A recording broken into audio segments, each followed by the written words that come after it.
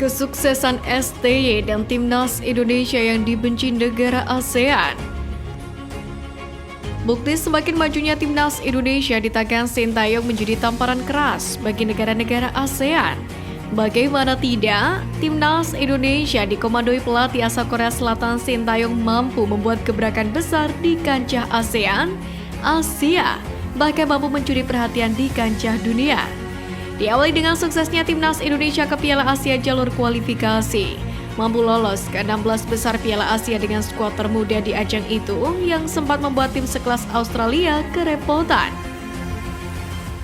Lalu menghancurkan tim unggulan Vietnam di fase kualifikasi Piala Dunia 2 kali beruntun dan membuat ranking FIFA naik melejit seakan mempertegas mulai bangkitnya macan Asia dari tidur panjangnya.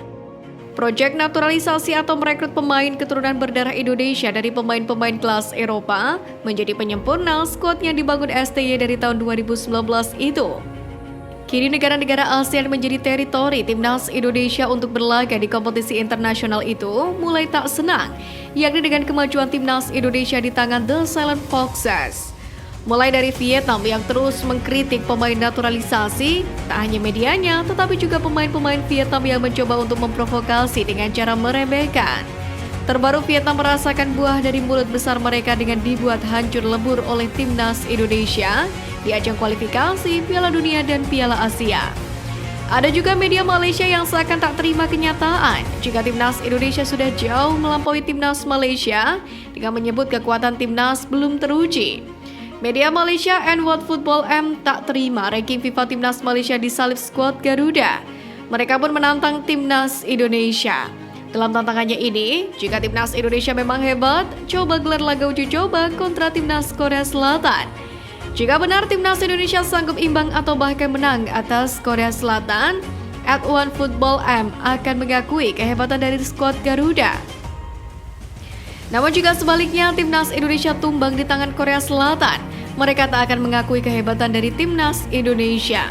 Hal itu karena Timnas Malaysia sempat menahan Korea Selatan 3-3 di fase grup Piala Asia 2023 kemarin.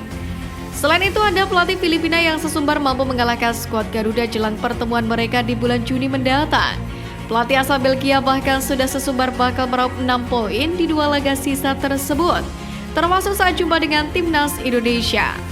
Saint Viet pede bahwa Timnas Indonesia bakal kalah saat menantang Irak di kandang sendiri, yakni saat Filipina mampu meraup 3 poin di markas Vietnam.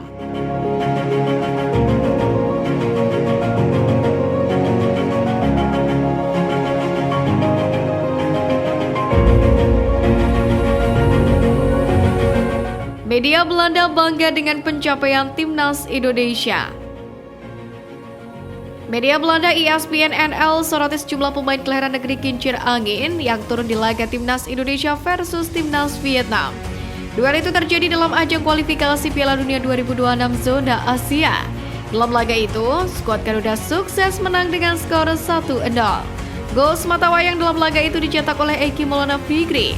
Kemudian, Timnas Indonesia kembali dihadapkan dengan Vietnam di Stadion Maidin Hanoi pada Selasa 26 Maret. Kali ini pasukan Sintayong tampil menggila karena bisa menang telak 3-0 berkat aksi Jesus pada menit ke-9, Ragnar Oratmangun pada menit ke-23, dan Ramadan Sananta pada menit 90+8. Kondisi ini pun jadi sorotan ESPN NL, di mana mereka menyoroti kehadiran pemain kelahiran Belanda yang membela Timnas Indonesia. Belanda Indonesia, tulis ESPN NL dalam unggahannya yang menampilkan foto Rafael Strijk, Ragnar Oratmangun, Ivar Jenner, dan juga Tom Haye. Pada pertandingan internasional tersebut, beberapa pemain asal Belanda bermain untuk Indonesia. Jelas artikel tersebut. Kehadiran mereka pun terbukti sudah membuat Timnas Indonesia bisa tampil tangguh dalam melawan Vietnam pada bulan ini.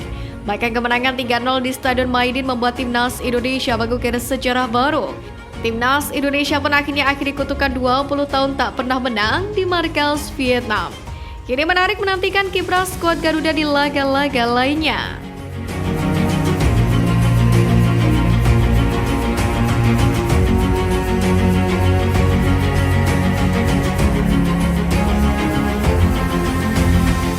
Belanda siap kirim bomber tajam untuk Timnas Indonesia.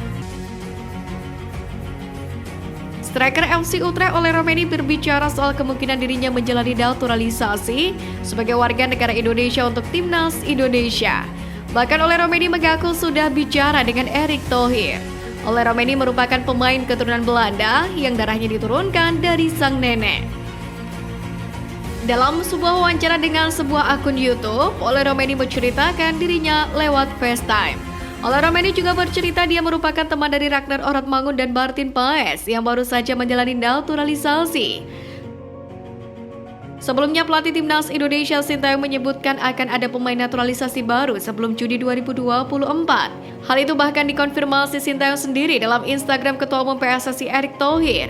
Sintayong senang dengan Erick Thohir yang sudah memberikan pemain naturalisasi selama ini untuk timnas Indonesia.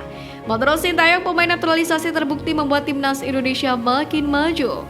Sintayong pun menyoroti kontribusi penting pemain naturalisasi dalam meningkatkan performa skuad Garuda. Sintayong menekankan bahwa keberadaan pemain naturalisasi tidak hanya menambah warna baru, tapi juga memperkuat skuad Garuda.